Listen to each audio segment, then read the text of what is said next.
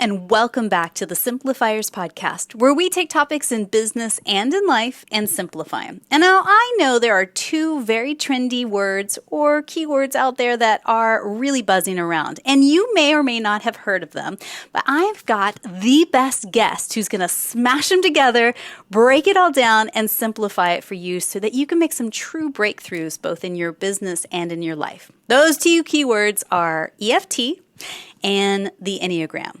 My special guest today is Rachel Alexandria, MA and MFA, and she's worked for 8 years as a licensed psychotherapist and now serves as a soul medic and mentor to people who want to adult like revolutionaries. Her clients become masterful at expressing their truth and boldly creating lives of purpose and meaning. She's written 2 best-selling books about navigating conflict and conquering the inner critic, and she's created a new program called Tapping for Your Enneagram Type. So I'd like to welcome to the Simplifiers podcast, Rachel Alexandria. Hey, Rachel. Hello. I'm so excited to be here. Rachel, so these are 2 things that have really fallen onto my radar in the last couple of years, and I've been really dying to do an episode on each topic, and it's so fun that we get to do both today. So EFT is this thing that keeps buzzing around, not only in my work friends, but also parenting friends, social circles, and all that. First and foremost, can you define what does EFT stand for? Of course. So EFT is emotional freedom technique, and it is a way of using emotional acupressure to handle any scenario that comes up for you, like could be body pain, could be emotional stuff. It's a way of kind of tapping into the body's innate desire to recognize something and then clear it. Okay. So acupressure, kind of like acupuncture, but less needles, right? No needles. No needles at all. Completely no needles. So tell me, what are the known benefits to EFT, especially, when you hear about mind, body, spirit connection? Tell us more. So I love EFT because I think it helps us tune our mind in. Like sometimes when I use it with clients, they're like, oh, it just kind of partially distracted me from what I was going through and that made it feel easier. And I say, no, I don't believe at all that that's what's happening.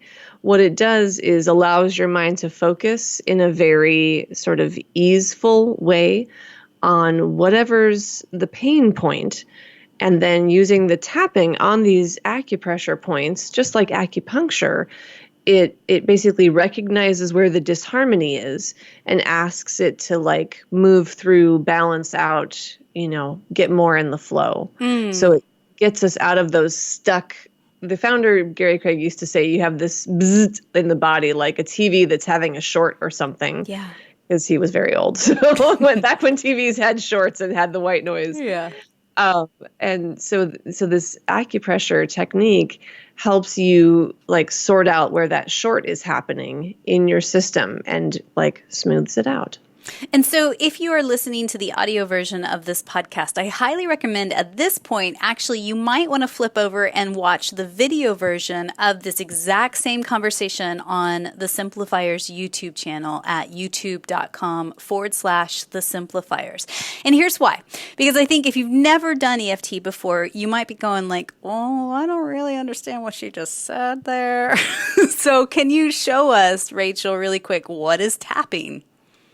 Absolutely. So the main recipe basically is tapping, like using your hand. I'm going to get it really close to the camera. So tapping on the side of your hand for 3 repeated statements. We call it the setup. So it might be, we'll just take something simple, like say some of your people are afraid of public speaking because it's a super common fear. So tapping on the side of the hand and saying, even though I'm afraid of public speaking, I deeply and completely love and accept myself. And you say it 3 times. That's the setup. And then you do these 7 points. So top of the head, you do start of either eyebrow. And when I show sides don't matter. I just happen to be right hand dominant. So start of the eyebrow, side of the eye, underneath the eye, underneath the nose, underneath the bottom lip. And then on your kind of right below your collarbone, there's like a little divot before the next rib. So you tap there, again, either side. And then on, let's see if I can get it up here. like right underneath the arm, kind of what we call like where your bra strap would sit, or side of nipple is sometimes what we refer to it as. Right. And then you just keep tapping those points as you talk about and tune into yourself about what's scaring you. Like, I'm afraid everybody's going to laugh at me, you might say while tapping. I'm afraid that I'll stand there and be paralyzed. And I remember this time when I was in fourth grade and I had this happen and I peed my pants. And maybe this is why I'm afraid. You just kind of keep tuned in to whatever the issue is and keep tapping kind of until you feel done or until you don't know where else to go with it. And then you take a breath. But that's it. Like, you can do it in 2 minutes once you really learn this system. Yeah. And, the friends of mine who are, absolute devout tappers. Is that the right terminology? Sure. Yeah, tappers. They say, well, yeah, I just do it in my car. I'm waiting on the school run. And, Totally. It's not something that's performative that needs to be in front of lots of people or even on Instagram. Like, it's just a thing that you do in those quiet moments by yourself or maybe potentially with a coach or a therapist, right? Absolutely. Yeah. Absolutely. And I do it, sitting in a car, walking around. If you get really used to it, you can even just visualize it. I've gotten acupuncture quite a few times, and how he explains it to me is that there's a block in the energy, and so when you're able to tap into that block right there, it's fascinating how something you're tapping in your forehead or in the top crown of your head is also helping something down in your hip bone or your ankle or your knee, and that it's all interconnected inside you. Absolutely, because the thing is, a lot of what is sort of sticking us or feeling painful or having a problem is usually in our mind. Not to say we're making it up. We're not making it up, but we are, that expression, we are spiritual beings having a human experience. We don't even entirely understand the body-mind-spirit connection, but I absolutely know that the key to a lot of healing is harnessing the mind, not even necessarily consciously, but getting it to tune in its focus and then finding the place where the stuckness is and just opening that up and letting the stuff out. I often talk to clients about you're kind of like piercing a boil, which I know is gross, but you have to like get the stuff out, or like pulling out a splinter. Yeah. And to be able to process it and move onwards.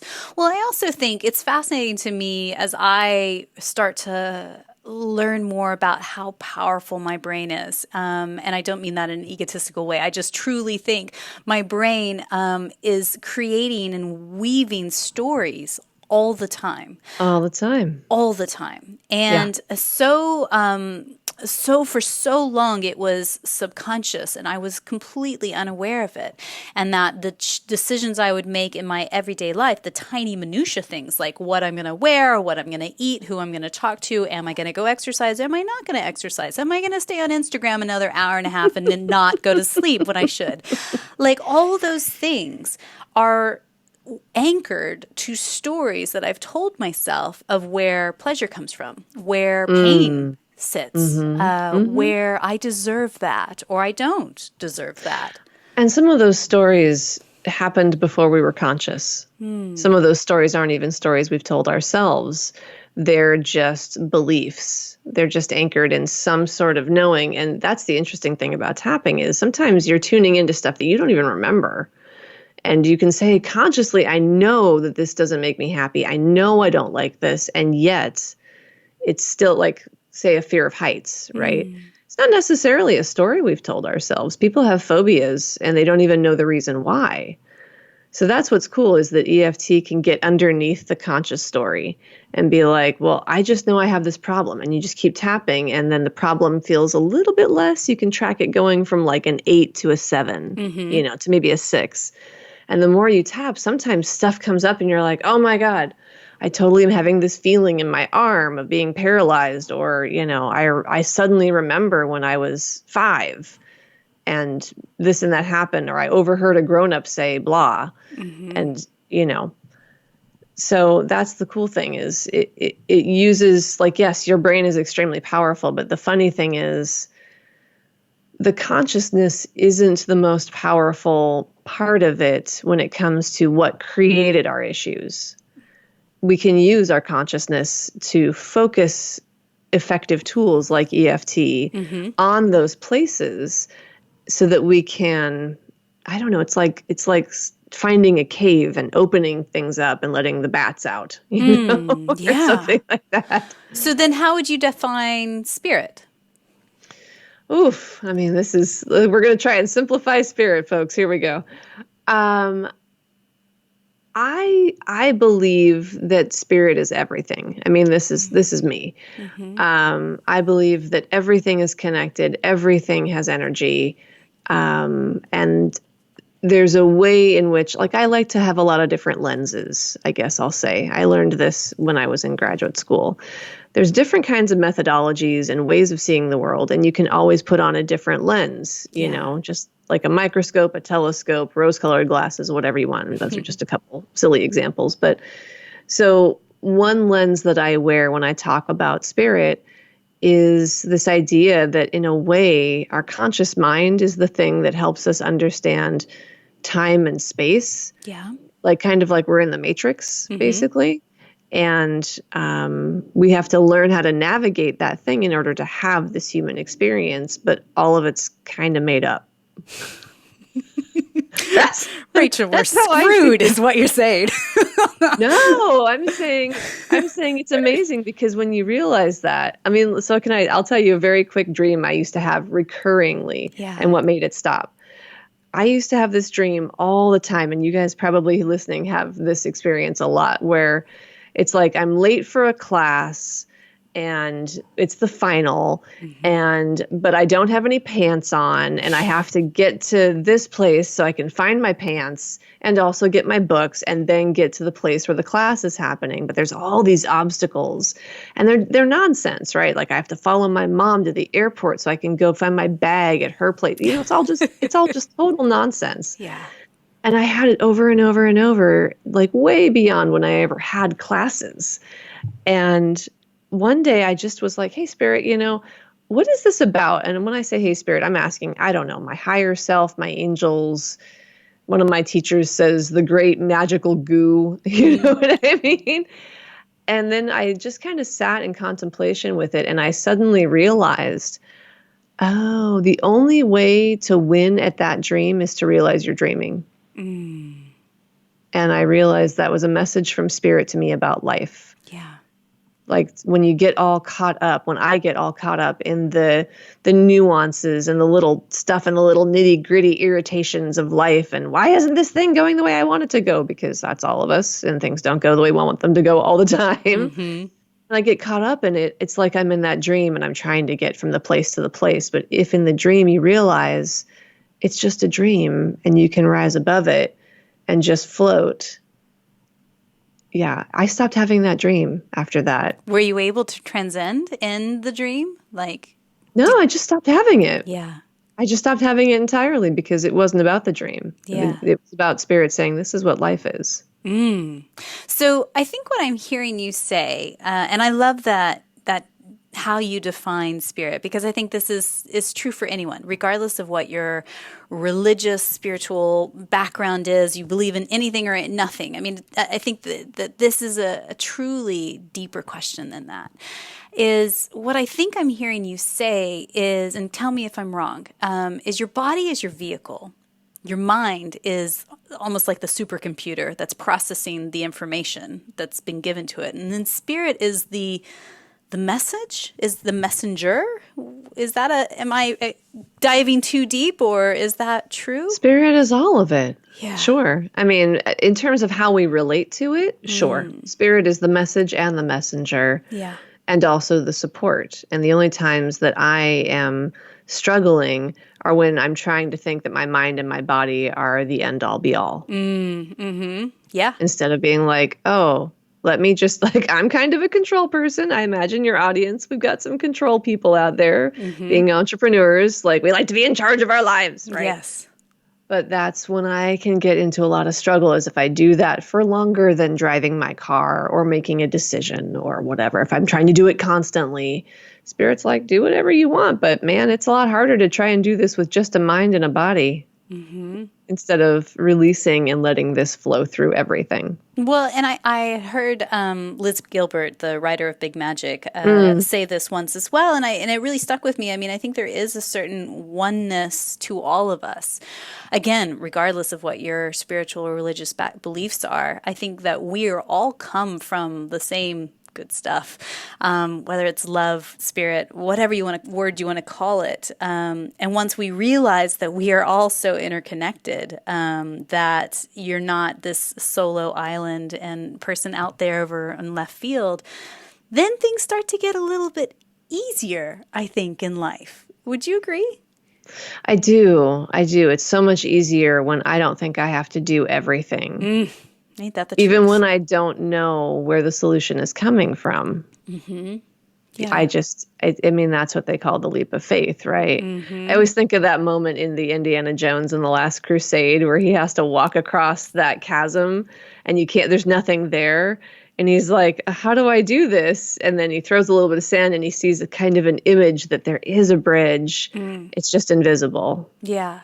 And so it sounds like EFT could potentially be that mechanism or bridge that helps you get past the things that are really keeping you blocked.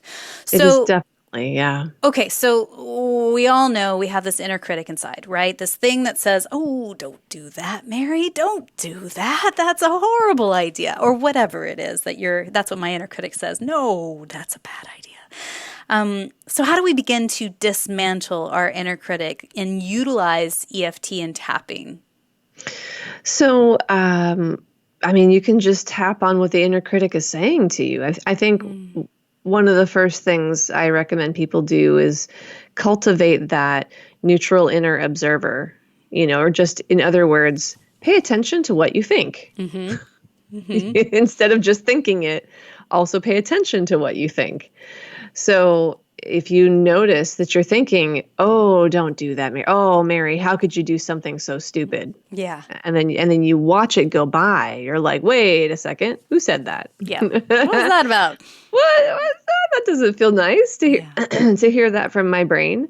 So you might, if you're thinking that a lot, you might start tapping, even though some part of me thinks I'm really stupid. And I'm tapping on the side of my hand. Yeah. Even though some part of me thinks I'm really stupid for making that mistake and letting that person into my business, I still deeply and completely love and accept myself. So I'm seeing patterns here. So is that the mantra to start with? Even though whatever, I still deeply and completely love and accept myself. So is it the root of this, of disconnection, the fact that we as a human level feel that we are disconnected and that we don't love each other, or love ourselves, I should say? Yeah. I mean, oftentimes when I start tapping with people early on, they'll struggle with that setup phrase, and I can tell they're struggling because part of them is like, but I don't really love and accept myself. Yeah. So then we do a round that says, even though I don't entirely love and accept myself, I still deeply and completely love and accept myself. Yeah. Or you can simplify it to just say, I truly accept myself as I am. Something like that. You don't have to go into the love. You can sort of work up to it. But the cool thing about EFT is it doesn't have to entirely feel true. You can still say it and practice. The more we say something, the more we feed our minds that information, the more it becomes true. We have pain in life, right? Somebody rejects us. We stub our toe. Somebody's angry at us. But then we have suffering, which is the way that we amplify that pain by thinking that there's something wrong with us, that it's our fault, that we're broken, that we don't belong. So that's a lot of what we can get to with EFT also is stop amplifying the pain, because honestly, the pain is usually weatherable. It's the suffering that we inflict upon ourselves that's really awful and gets us bogged down. And the suffering, it sounds like, is caused in part by our interpretation of what's happening, right? It's the story that we've told ourselves in our brain of, I'm not enough, I caused this, I didn't do enough, blah, blah, blah, blah, blah, right? And again, not entirely consciously. A lot of people aren't aware how much they're saying that to themselves because we're not watching our thoughts. And even I get caught in this 12 years, 13 years into doing all this kind of work. I just the other day caught myself and I was like, oh man, I was totally saying some terrible things to myself, completely under my own radar. I was like, oh, I didn't realize I believed something was wrong with me because of whatever was happening.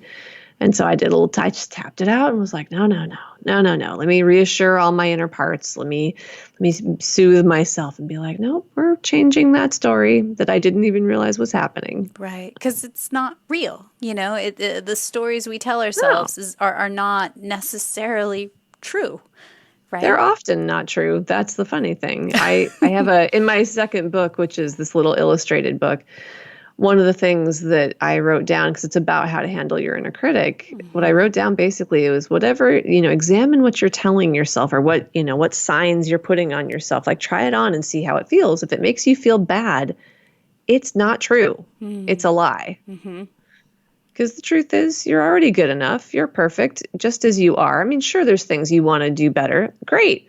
So work on doing those better. But you're still good enough exactly as you are. You're loved and you belong, period. Yeah. And, it breaks my heart when you think about it, because you hear it over and over again that when babies are born into a loving household, that they are just full of joy. They're full of possibility. They don't realize their tummy rolls are a bad thing or something that they should be ashamed of, They're like, look at me, I'm rocking it. Look at my tummy rolls. Look at my toes. I can grab my feet. I got my toes. Butt. Yeah, right. Exactly. All the things, right? And then, over time, someone somewhere says something that anchors down and becomes that thing that holds them back. Ooh, girl, don't be showing your tummy rolls. Or, ooh, you don't really run very fast, do you? Or, ooh, nope, try that. Whatever it is. And it breaks my heart. I mean, I'm a parent. I have two kids, 9 and 10 years old at the time of this recording. And it's hard to see those things happen to your kids. And, also attempt to be a beacon of, just a beacon in their life, and so that they don't have to feel those things. Which leads me to the second part of this conversation, the Enneagram. So I'm a number 2 with a wing of a 3. And if you just said, okay, Mary, you did not speak English there, what did that mean? Rachel, simplify what the Enneagram is. The Enneagram is a relatively old, we're not even sure of the exact origins. It's a sacred geometry, actually, originally. It's this picture, and so maybe in the show notes you can throw up an image somewhere. Yeah. That shows us 9 points, and it can be used to describe a lot of things, but when people hear the Enneagram, a lot of the main ways that we're talking about it in this day and age, and have been for the last 70 years, is the Enneagram of personality, which is there are 9 points on the Enneagram. Each of them is a personality type. And that type is really about, there's lots of different personality tests and things like that. And they measure all kinds of things. The Enneagram doesn't measure something. It's a path of exploration. And when you find your type, your primary type, it describes to you and helps you understand a lot of what is your innate energy and motivation in life, like kind of the way you see the world. Right. And some of how the world sees you, but presentation of that can vary. It's more of like what motivates you? How do you see the world? And also, what is your path to further transformation and development? So instead of there being one path to healing or transformation, there are 9. Yeah. And actually, there's more than that because there's a lot more to the Enneagram, connecting points and wings and subtypes. But we're not even going to get into that. It's a path of study. But what I love about it, what I really got out of the Enneagram when someone first initiated me into it, because I think of it as a mystery school. It's really a thing that in order to get goodness out of it, you have to study and you have to let it reveal its secrets to you. When I really started studying it, I saw all these ways in which I had taken things personally, rejections, different ways that people treated me, and how it wasn't about me because I just didn't understand their type. and I didn't understand, like, for example, I'm a type 8, which is often called the boss, the dominator, the controller. You guys heard me talking about control. Yeah. And I have a lot of energy. I just do by nature. Eights and threes run a lot of energy pretty consistently. And the rest of the types, I mean, everybody's got energy, but Yeah. some types have way less than others, or they have a more limited supply. They have fewer spoons, per se. And when I would have like my own birthday party, I want my birthday to be this big celebration. I want us to do like 8 things. And people would poop out after the second thing. Like, they're like, well, we can go to dinner, but I'm tired now. And I'm like, I would feel so rejected and hurt. And then later, when I really learned the Enneagram better and realized no one else is an 8 or a 3, they legit are tired. They don't have any more spoons. It's not about you, Rachel. Yeah.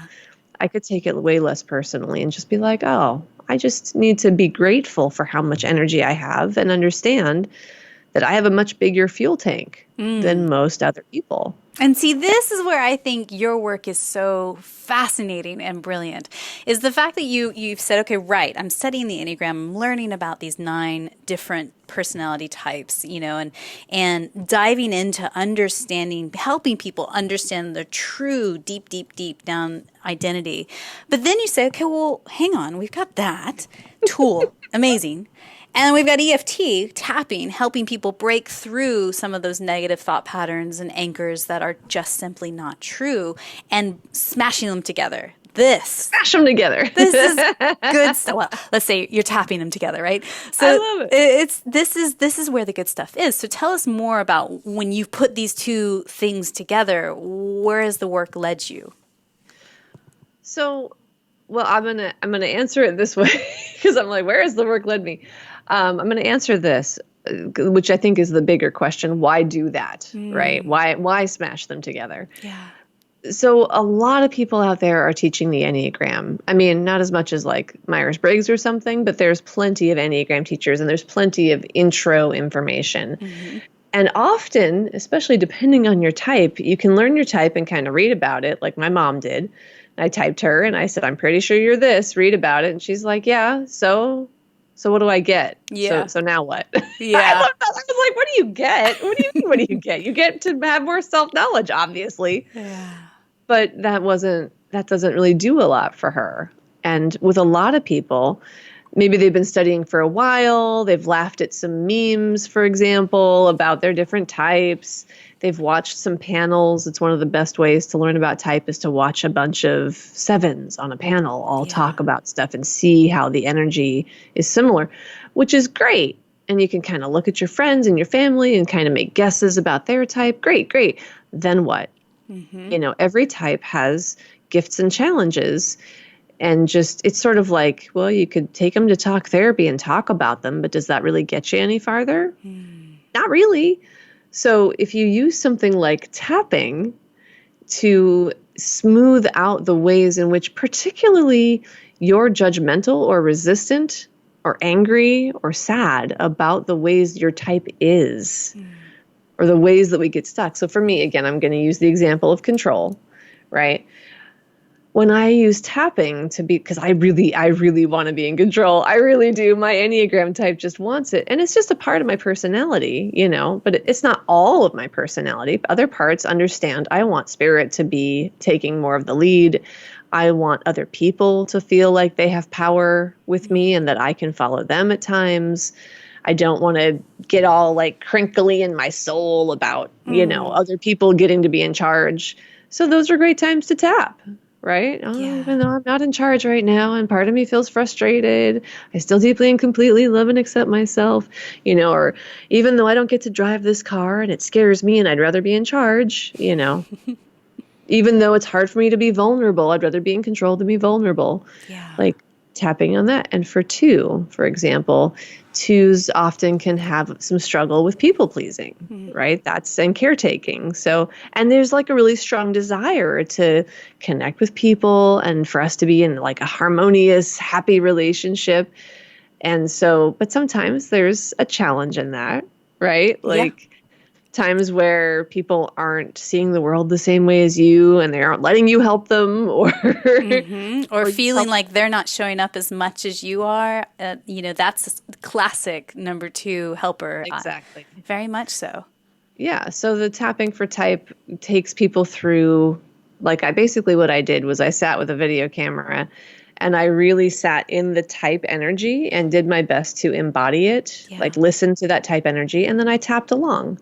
And I just talked about the different issues that could come up for that type and then tapped them out, tapped them out. So Yeah, it's fascinating because then you're integrating self-awareness from the Enneagram to with tapping as a way to process those things. And with the Enneagram, there is elements of understanding what your childhood wound is or the things that you fixate on as well, and helping you to again break through some of those blocks. So if you could lead us through a very quick EFT exercise, would you be willing to use me as a guinea pig for the sake of science today? yay, I would love to. Great. I was like, don't make me make it up. But yes, I'm happy to. Yeah. So, yes, again, I'm a type 2. I'm a helper for certain, and I have a wing of the type 3, which are the achievers. They're the gold star trophy people. So knowing that, where do we begin? Well, I would ask you if there's any specific issue up for you right now that you can identify might be sort of pinging around. And you don't have to be super specific because I know you're a personality and you've got an audience and you want to maybe keep some things private. Yeah. But if you're aware of something and you could give me like a general area. Well, it's interesting you should say that, is that at the beginning of this year, 2019, I thought, right, this is the year I'm going to write my first book and make that happen. And then, as our listeners know, this year has been kind of a wacky, wild toads ride for me in that my mother's health, she had a big surgery, which diverted everything kind of in priorities and where my focus lies. Luckily, she's recovered from that surgery, but it's certainly made shift my focus as a business and as where we're headed as to somewhere else. Okay. Though there is a book that it sits. Actually, there's quite a few books that sit deep, deep, deep down inside me. Right. Now. So part of how I lead tapping is intuitive. And what I say to people when I work with them is I'm going to offer some things, say them if they're true. If they're not true, say what is true if you can tell. If you're like, well, it's not quite that, but it's this. Change the wording as you want to. Yep. So I'm going to have you repeat after me. So we'll just keep it a little short, but this is my intuitive hit for you would be so tapping on the side of your hand. Mm-hmm. Doesn't matter which hand, just tapping on that karate chop point, basically, if you're hi-ya, tap right there. And say, this is my sense. Even though there's a conflict in me. Between supporting the people I love and getting my important stuff done. Between supporting the people that I love and getting the important stuff done. I still deeply and completely love and accept myself. I still deeply and completely love and accept myself. That's very telling there. I deeply and completely accept myself. What I love about that, just for the listeners and the watchers, is I always say if you stumble there, to me, it's a sign that things are working, your brain and your system. It's good. It's a good thing. Yeah. So we're going to say a version of this 2 more times. Even though I have this conflict. Between helping my loved ones and actioning on my purpose. Yes. I have this conflict. Even though I have this conflict between supporting my loved ones and taking action on my purpose. I still deeply and completely love and accept myself. Even though I have this conflict. Between being loving to my family. being loving towards my family. And excelling in the world. And excelling in the world. I still deeply and completely love and accept myself. I still deeply and completely love and accept myself. Great. So we're just going to do down through the tapping points, so top of the head. And I'm not going to say the points just so that people watching can tap along if they want to tap along. I have this conflict. I really want to be there for my mom and for my family. I really want to be there for my mom and my family. They matter so much to me. I love them so much. They matter so much to me, and I love them so much. And that's sometimes hard because I also have this thing that wants to emerge from me. It's so hard. And I do have this thing that really wants to emerge from me. And I don't know how to make time for both. And I don't know how to make time for both. I'm not sure it's possible. I'm not sure it's possible. And so to be expressing my love. And so to express my love. So to be expressing my love means I cannot do this other thing that's so important to me. So in order to express my love, I struggle because I can't seem to do both things at once. Yeah, exactly. See, I like how you rephrased it for what works for you. Yeah. And it feels like these are in conflict. And it feels like these are in conflict. And that feels crappy. That stinks. Really. And I don't like it. It makes me sad. It does make me sad. And I don't want to resent my loved ones for keeping me from what I'm meant to do in the world. I don't want to resent my loved ones or for feel keeping like me. feel like I'm being kept from doing the things that I'm meant to do in the world. Because I know they want me to be great. Because I know they want me to be great. And they want me to excel. And they want me to excel. They want me to deliver my purpose in the world. They want me to deliver my purpose in the world. This is a choice that I make. This is a choice that I'm making. And maybe I could start to find a space to allow in some of this message. Maybe I can find a space to allow in some of this message. It doesn't have to be all or nothing. It doesn't have to be all or nothing. And I can have forgiveness for myself. And I can have forgiveness for myself. For the time it takes. For the time it takes. Because it will take longer. Because I'm very impatient. And it will take longer. Tapping on my impatience and asking for my own inner forgiveness. Yeah, tapping out my impatience and asking for my own inner forgiveness. And as you tap, can you feel a shift? I feel tingly, the places where I'm tapping, I certainly feel tingles.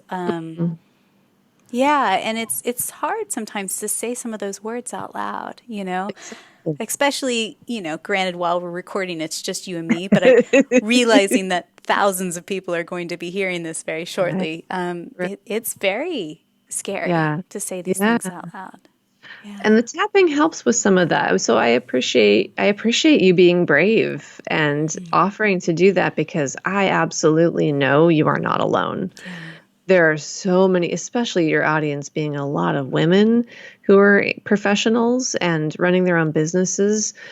This way in which we as women are asked to divide our time, but not divide any of it and do all of it amazingly is unrealistic and unfair, but also a pain for a lot of us. It's a pain point, why can't I do both? Mm-hmm. Well, you can't entirely, you can only have so many priorities at once. And sometimes somebody's passing away or ill, or your kid's sick, or they're having problems in school. And so just really, the world isn't very good at forgiving us for focusing on one thing like that and being there as a caretaker. Yeah. So we have to do it. We have to forgive ourselves and just say, man, I'm doing the best I can. Yeah. And I think where I've found solace and refuge in the last 6 to 9 months or so is grace. I mean, really, truly grace. My 3-wing wants to pop in and say, do the thing, go, go, go, make it happen, Yes, I do. time is yesterday, go, but the 2 side of me is starting to really embrace, even though I'm the helper for the world, to really embrace the fact that helpers need helpers as well, and to Absolutely. accept that help and to give yourself the permission of grace. So when things don't quite work on the timeline that you expected, or a curveball happens in life, or a big change, I mean, this is where I think, this EFT tapping stuff, there's something to it. So how have you seen other clients really utilize EFT for navigating a big change in their work or lives? Oh boy, all the time.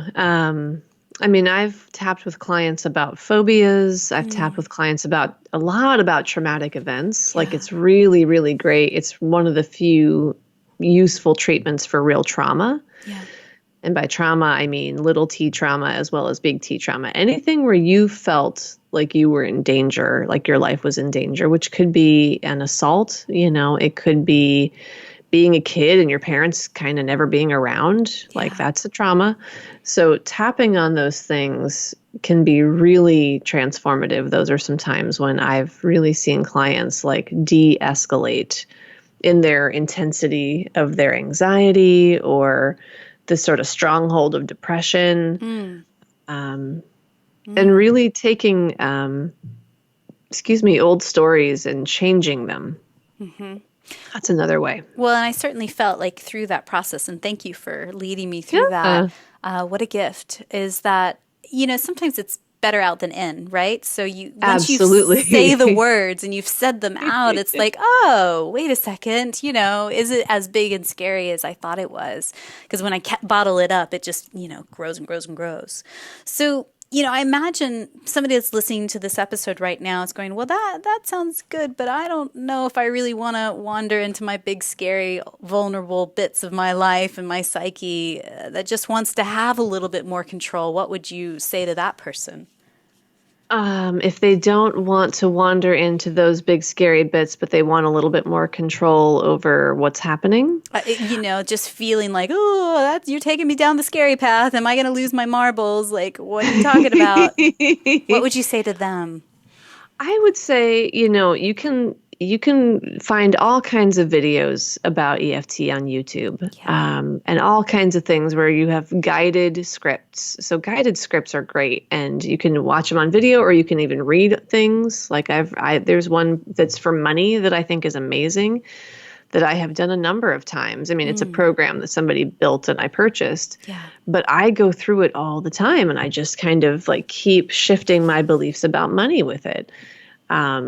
And that way you don't have to sort of wander out into the wilderness by yourself. You have some kind of structure to follow. And then I would say, you can also work with a practitioner. There's EFT practitioners out there everywhere. And part of their job is to make sure you don't get stranded in a place that feels too scary. They can bring you back. I say to clients all the time, like, I'm not going to let you fall into the pit of sadness, the pit of despair, and never come back. I will bring you back out. I mean, you're really not going to fall there, because I've done this a long time and I know these things, but I promise you, I will bring you back out. I will kind of re-equalize you. So if anyone's curious about Rachel and the work that she's doing, I highly recommend that you check out her website. So she's got 2. One is tappingforyourtype.com, and that's specifically her online course that is tapping into EFT as well as to your Enneagram type. So helping you work through any blocks that you might have specific to your type. So check that out, tappingforyourtype.com. But then also to read a couple of Rachel's books, or just to learn more about the other work that she's doing out in the world, her website is rachelalexandria.com. And I'll put all of these links in the show notes for you guys so you can check them out at the simplifierspodcast.com as well. So Rachel, where do you hang out the most online, if anywhere, on social media? Definitely Facebook, and then some on Instagram. And we're going to be upping my Instagram game soon with some lovely things, Cool. quotes from things I've said. But yeah, I'm on Facebook a lot. Great. So we'll put the link in our show notes again for your Facebook page so that people can connect with you there. So, Rachel, there's so much to this. Thank you, thank you, thank you. I really feel like we are just scratching the surface, but hopefully this is a nice introduction for a lot of people on both sides as they go, oh, this sounds interesting. I want to learn more. So hopefully this will, help folks simplify it and their journey. So a couple of questions I like to ask everybody that's on the podcast. First and foremost, what's one book or blog that you're reading these days that's either inspiring you or maybe even poking holes and challenging your belief system a bit? So I love that you asked this because I actually have an answer. I didn't have to make up something that I read a while ago. Yeah. Because I actually am. I'm reading Brene Brown's Dare to Lead. And I mean, I love her. I've loved her ever since I saw her TED Talks years ago. But Dare to Lead is my favorite of all of her books because it's full of practical, actionable advice for teams and leaders. And here's how to do this. Here's our rubric for how we've done this. And I'm just like consuming it and then ruminating on it and sharing it with everybody. And I'm telling all my clients they should read it. Oh, it's a great book. Yeah, we'll put the link in the show notes for that book as well for people. So tell us, who's one person in your network or your clients or somebody that you've run across that you just feel is doing brilliant things out in the world that we should shine a spotlight on them? And who knows, maybe even potentially have them on the podcast in the future. Absolutely. I feel like I want to say two now, like someone else has come up. Can I give you two or do I have to pick one? Just one. All right. So I'm going to say Andrea Renee Johnson. She's someone that I know. She's a woman of color and she does coaching around dealing with things like white fragility for white folks, and for coaches and other activists. So basically teaching them in a very accessible way and not a shaming way, how to help dismantle systemic racism. And she's phenomenal and she's very young and I'm just amazed at what she's been able to accomplish. I love it. Okay, go on. Tell us who the second person is. So the second person is a client of mine and a friend of mine. His name is Brandon Scott Chen, and he's an Olympic weightlifter who is a fitness trainer. And what I think he's great at is simplifying how to work with your body. He's just into a lot of movement and play, and he's just developing all these great online courses that are, again, very non-judgmental. You can see a theme here about how to be in your body, how to learn, not just do what the gyms tell you to do or the regular personal trainers, do this, go, fight, win. But how do you be in your body and use it as the amazing tool it is to have more fun and be the healthiest version of you? Brilliant. Both of them sound absolutely brilliant. We will link them in the show notes and certainly reach out to both. Thank you for that. So, Rachel, I also believe that gratitude and simplicity go hand in hand. Tell me, what's one thing you're grateful for right now in your life? I am really grateful right now for my health. I've had times where I was a really sick kid, and I've had times of low health. So I am just remarkably grateful that right now I can breathe, I can take in a big breath of air, and my lungs and everything function. It's such a gift. The root of the word inspiration is inspire, to take in breath. And I'm yes, every time I can breathe, I am inspired. Yeah, it's the little things. Yeah. So again, to find Rachel online, go to her website, rachelalexandria.com, or if you're curious about this EFT Enneagram amazing course, tappingforyourtype.com is where you can find that, and you can find both of those links in our show notes. So Rachel, my very, very last question for you is this today, and again, thank you so much for your time. I really appreciate you breaking this down for us. So someone somewhere is listening to this episode right now. She's feeling overwhelmed, overworked, and just overdone. What's one thing that you could whisper into her ear right now just to encourage her in this moment?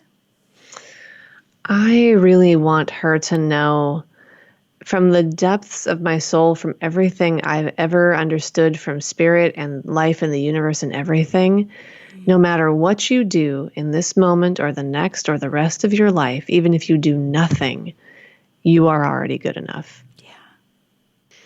Thank you so much for your message today. I really appreciate you. I appreciate you too. What a fun chat. Thanks for having me.